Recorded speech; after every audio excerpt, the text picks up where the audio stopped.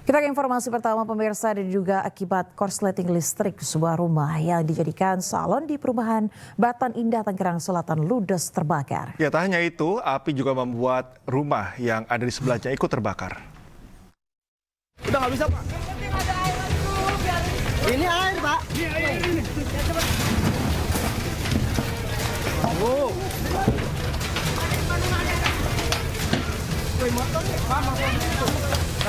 Mana? Ada nggak soal ini? Kepanikan terjadi saat kobaran api melanda sebuah rumah yang dijadikan salon di perumahan Batan Indah, Tangerang Selatan, Banten.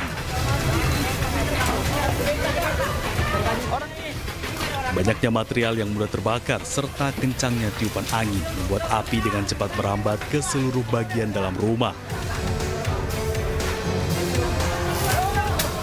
Tak hanya itu, api juga merambat ke rumah yang ada di sebelahnya sehingga warga berusaha mengeluarkan mobil dengan cara digotong. Kebakaran terjadi diduga akibat hubungan pendek arus listrik yang berasal dari salah satu kabel dan alat pengering yang berada di area salon.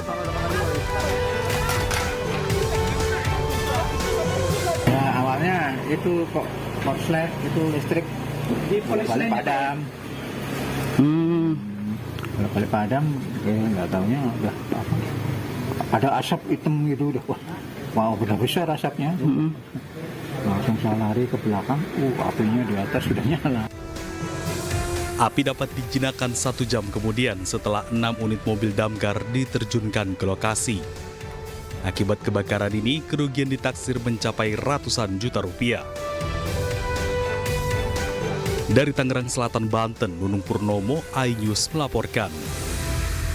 Kebakaran menghanguskan sebuah rumah warga di Makassar, Sulawesi Selatan. Meski tidak menelan korban jiwa, kerugian ditaksir mencapai ratusan juta rupiah.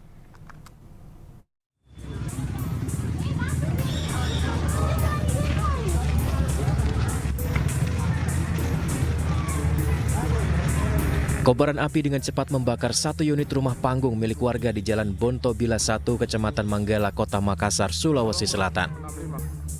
Warga bersama damkar berupaya memadamkan api. 5 unit armada diturunkan untuk melakukan pemadaman. Seluruh bangunan rumah yang terbuat dari kayu membuat api cepat membesar dan melahap seisi rumah hingga rata dengan tanah. Beruntung api dapat dipadamkan. Kebakaran diduga akibat korsleting listrik. Saat kebakaran, pemilik rumah sedang tidak ada di tempat. Dia bilang korslet, listrik. Dari mana itu awalnya apinya? Tiba-tiba langsung membesar karena ini rumah statusnya kosong. Tidak ada korban jiwa dalam peristiwa ini, namun kerugian ditaksir mencapai ratusan juta rupiah. Dari Makassar, Sulawesi Selatan, Julius Vin, iNews melaporkan.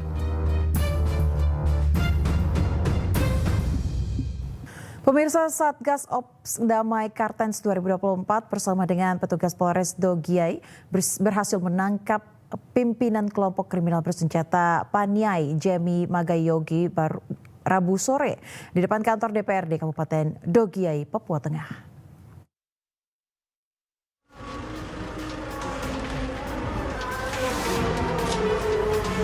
Dengan pengawalan ketat dari Satgas Ops Damai Kartens 2024, Jumat siang, pimpinan KKB Paniai sekaligus Kepala Staf Angkatan Darat West Papua Army Divisi 2 Pemka 4 Paniai Jemi Magayogi tiba di markas Polda Papua Jayapura setelah sebelumnya diterbangkan dari Timika, Papua Tengah.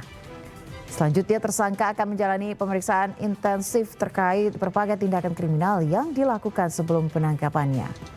Diketahui sebelumnya, Jemi Magayogi ditangkap beserta sejumlah barang bukti berupa 104 butir amunisi.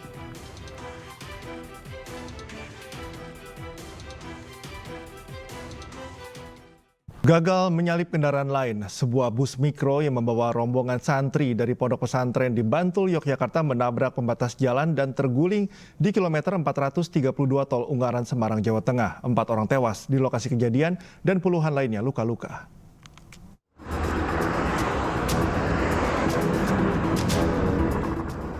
Sebuah bus mikro dalam kondisi terguling usai mengalami kecelakaan tunggal di kilometer 432 Tol Ungaran, Kabupaten Semarang, Jawa Tengah. Kecelakaan bermula saat bus mikro yang membawa rombongan santri asal Bantul, Yogyakarta melaju kencang dari arah Solo menuju Semarang. Saat melintasi lokasi kejadian, bus mikro yang mengangkut 25 orang santri dan pengasuh tiba-tiba saja oleng dan menabrak pembatas jalan hingga terguling.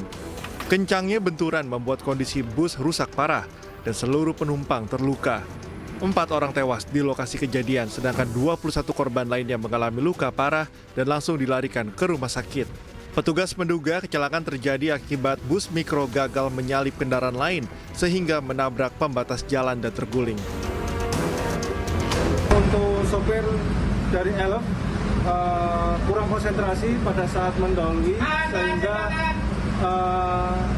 membanting setir ke arah kanan sehingga menabrak pembatas jalan.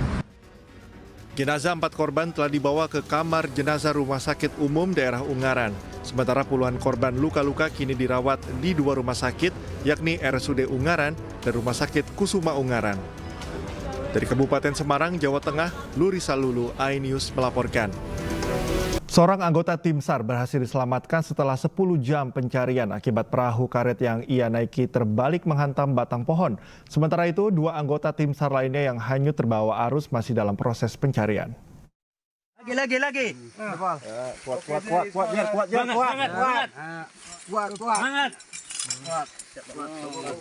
Pegang. Buka dulu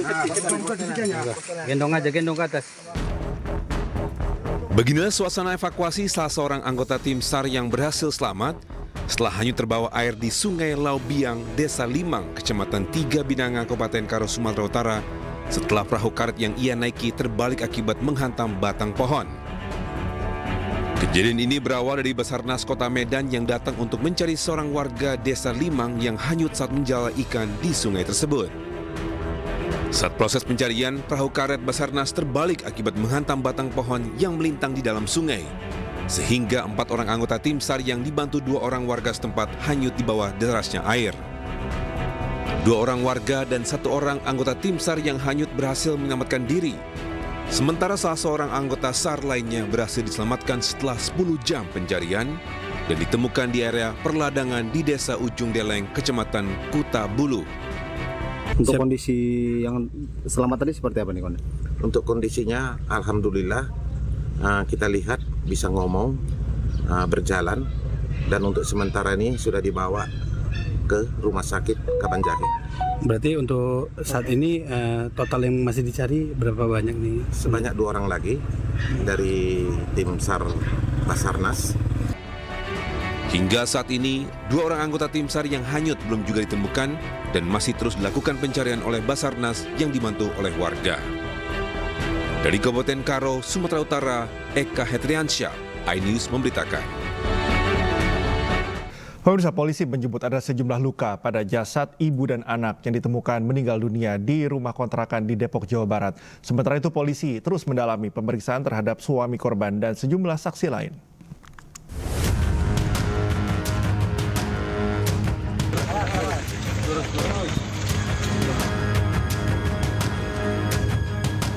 Polisi terus mendalami kematian ibu dan bayi di sebuah rumah kontrakan di Bojongsari, Depok, Jawa Barat. Dari penyelidikan sementara, polisi menemukan sejumlah luka pada tubuh kedua korban, termasuk luka lebam dan luka diduga akibat jeratan di leher. Sementara itu, petugas puslapor di Rumah Sakit Polri Kramat Jati, Jakarta masih mengotopsi jasad korban untuk mengetahui penyebab pasti kematian. Polisi juga terus memeriksa keterangan sejumlah saksi, termasuk suami korban. Ada seorang ibu dengan seorang bayi. Bayinya usia 2 bulan.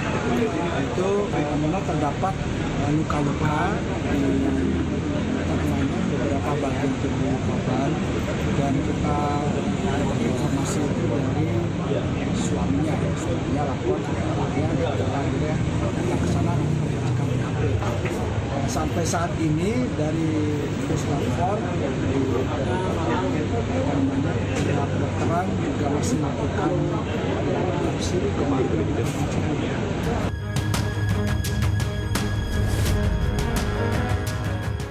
Sebelumnya, warga Pondok Petir, Bojongsari, Depok digegerkan dengan kematian ibu dan bayinya yang tewas di sebuah rumah kontrakan pada Kamis malam. Kedua jasad pertama kali ditemukan oleh suami korban dalam kondisi tergeletak di dalam kamar tidur.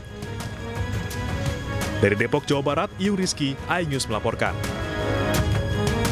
Ribuan massa menggelar unjuk rasa di depan Gedung Merah Putih KPK Jakarta. Dalam aksinya, mereka menagih janji KPK untuk menjadikan Kepala Bappenas sebagai tersangka dalam kasus dugaan korupsi impor beras. Dan mulai timbul rasa ketidakpercayaan kami kepada KPK itu sendiri karena tidak berani.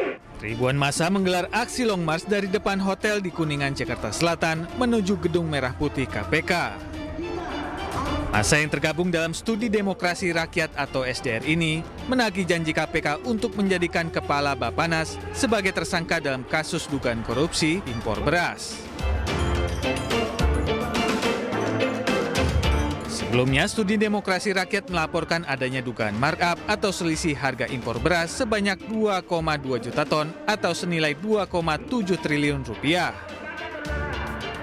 Akibatnya, negara mengalami kerugian akibat demurrage atau denda impor beras senilai 294,5 miliar rupiah.